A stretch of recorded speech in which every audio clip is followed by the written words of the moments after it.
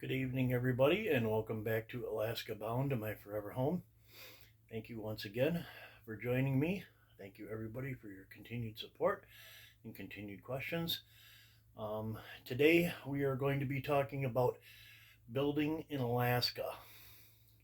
It's been a busy week, quite an eventful week.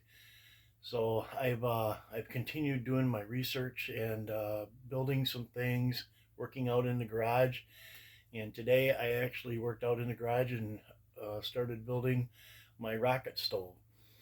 And my next video will be on the rocket stove itself and how that actually will be implemented into the cabin, whether it be in the garage or actually in my living quarters as an alternate heat source. So lots of stuff involved with the building process. So one thing I haven't touched on in a while, it's been an exhausting week for me as well. A lot of challenges getting up and doing my research every day, navigating the internet. We all know how challenging that can be, no matter what you're looking at. So I get up every morning, and one of the things that I do is I look at my video of my land. It's on my, it's here. You can see it. It's a short little video of my friend walking up and down the road with the frontage of my property. I look at that every morning when I get up and every evening before I go to bed. So my faith gets me through each day. My family and friends' continued support gets me through each day. And each day I find something new to work on, whether it be something that I'm continuing to work on or something brand new, and the continuing work on the actual plans for the cabin. And that's what we'll be talking about today. I don't have them 100% completed, but I have them completed enough to share with you. So the first thing today we're going to be talking about is the actual finding of land to build on in Alaska. And one of the things that it didn't take me too awful long to figure out is it can be it can be quite challenging to find the right piece of land. I did see and hear some horror stories about land that was purchased that they weren't exactly on the up and up on the property. And one thing you're going to run into a lot in Alaska is the lower the price of the land, obviously the more challenges it has. And one of the things about Alaskan land, the cheaper it is, the more likely it is to be wetland and flood zone area. So luckily I learned that early on, and had a couple of things going for me. Like I talked about earlier, I had a wonderful real estate agent. Robert Garning has been absolutely amazing. And I was also very fortunate to have my friends go to the piece of property that I did find, and actually check it out and do the video, which you can watch. And that was very reassuring, buying land sight unseen, or a house on sight unseen, or anything for that matter. It always gives you a little bit of worry. So I'm very confident in that. And then when I did get close to completing the purchase, I did make sure that the zone designation and all that was correct for a non-flood area and stuff like that. So what my property is an older riverbed, and that can be challenging sometimes. Fortunately, it's not in a flood area now. The designation, which I believe had something to do with X in it, I'd have to look in my paperwork, but it hasn't flooded for a long time. So there's a lot of different factors that you look at, because a lot of the land up there can be challenging to build no matter how good it is, because it involves removing a top layer of softer dirt and mossy, junky dirt and stuff like that. So quite often what you have to do is you have to go in there. Not only do you have to clear your land of scrub trees and stuff like that, but you have to take a skid steer, for instance, or a bigger implement, and actually scrape that dirt and mossy junk out of there. So how does that affect me? I got really fortunate. The area that I'm building in, there's different lots for sale. I purchased the smallest lot out of all of them. My lot has been cleared at some point, which is a tremendous help. But it also does have some bigger, nice trees on it, some bigger pine trees, and some other smaller trees on the frontage along the road.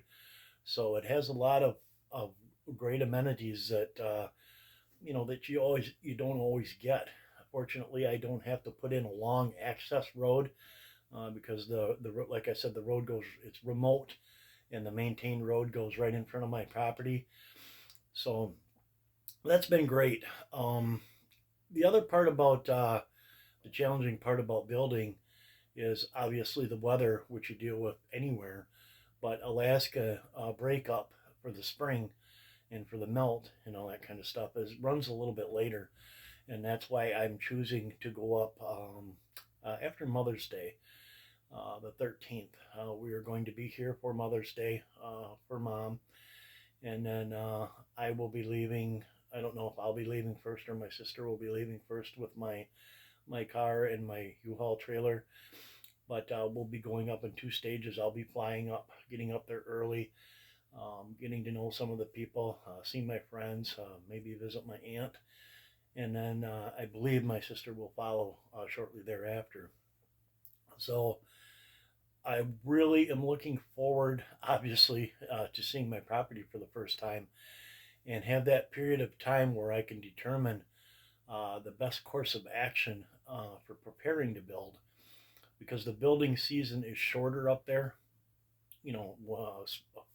Fall comes a little sooner and a little rougher up there than it does here, and the spring melt can wait quite a bit later in the year.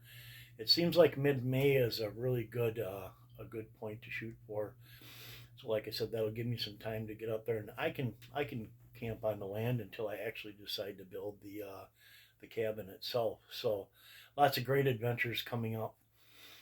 The way I'm choosing to do it is I will have hire out somebody to bring in a skid steer if we can work out a deal where they can actually clear the area where I'm going to put the cabin and then bring it back to the road for a driveway. So there will be some cost incurred there, and I understand that's part of the process. And then you have to decide how you're going to build. When I first started doing my research, I looked into a basic foundation. And to build a regular full-size foundation, digging down into the ground and placing a foundation is extremely expensive, as you can imagine. So I started looking into alternative ways to build. And what I've come up with, and this has been along with talking with some of the people up there, different ways to build. Like I said, I will be scraping back that top layer, exposing the hard ground underneath. And then what I'll be doing is using the hard mat that you put down, like the super heavy duty weed guard, only it's construction grade. You put that down on top, and then you add your fill on top of that, whether it be crushed rock or tailings from a mine or whatever it may be. And then you build on top of that using a platform.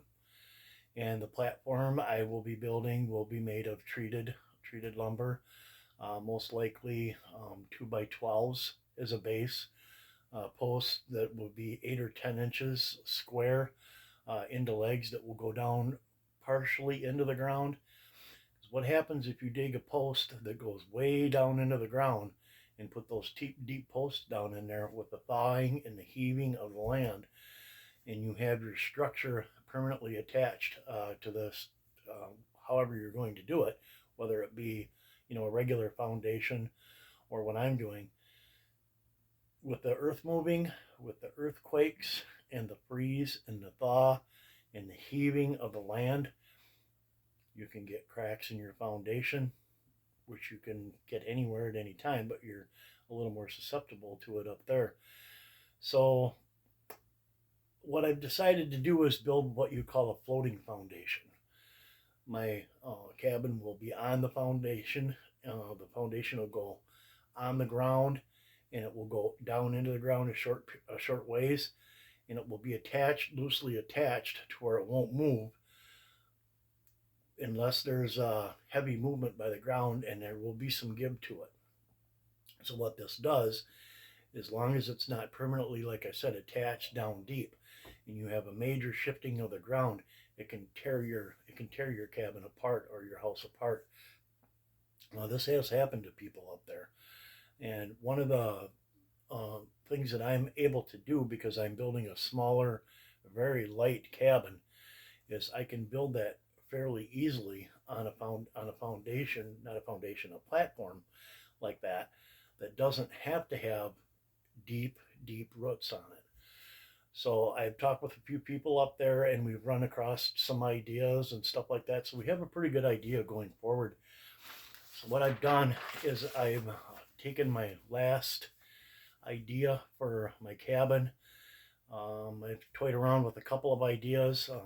Originally, I was thinking of having a taller backside and doing a single slope roof with a 8-foot front and a 14 to a 16-foot back with a loft with a view of the mountains, and that would have been beautiful, and it's still possible. I'm not ruling it out completely. But one thing I got thinking about is climbing upstairs. You know, when I get to be a little bit older, that's going to be a little bit of a challenge. So I did come up with a build plan with a basic 12 by 20 cabin that's just single story with a single pitch roof. And I'm going to show it to you here. Hopefully you can kind of see it. I know this is probably backwards, but you have your 8-foot, which will actually be in the back, and the front will be the 10-foot. And on the ceiling, and I don't know how many of those words that you can read with the different products, but it will be a metal roof, so the snow can slide off, and if need be, I can make a temporary snow rake and pull some of that off there. But I think the snow will come off that pitch pretty well. So I'm pretty confident with these plans going forward. There will be plenty of time for modification for any reason. The only thing that I'm worried about, and I guess this applies to any time, is I put these plans together with pricing that I've talked with the people at Northland Wood Products. I always have to double check. I don't want to say their name wrong. They have been absolutely fantastic to work with. So there may be, a difference in price by the time I get around to building, whether it be mid-June to early July is the target, for the building. So when it's all said and done, here's the best part. For what I'm building, and I'm going to read off a couple of things to you so you have an idea.